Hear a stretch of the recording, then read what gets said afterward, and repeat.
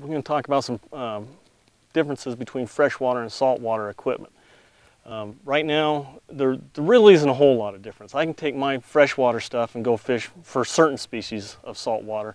One of the big differences between freshwater and saltwater equipment is material that it's made out of and generally the size. I can take my freshwater equipment and go fish for saltwater fish, you know, up to a certain size, certain techniques, and things like that. So just to say that there's a specific freshwater equipment and saltwater equipment when it comes to this type and this size of stuff is, you know, there's a lot of crossover. With a freshwater reel, you're gonna, they're generally smaller, your spools are smaller, you're not making as long as casts, your rods are gonna be lighter, they're gonna be shorter, lighter action.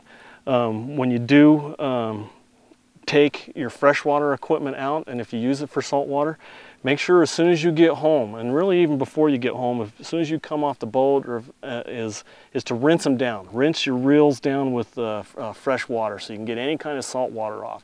Do the same with your rods, the guides. You know, you want to rinse your guides off because it'll rust. And you know, saltwater equipment is generally uses a different type of material to keep the rust off of and the salt from corroding it.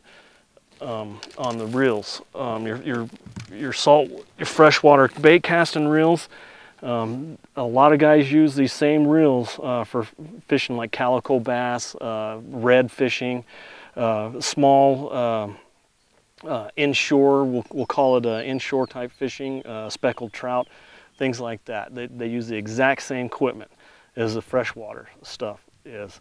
There again, when you come in, make sure you rinse your stuff off. Get all the salt off as you can. Make sure you totally submerge them into the fresh water, rinse them off good, and dry them off really good so they won't rust.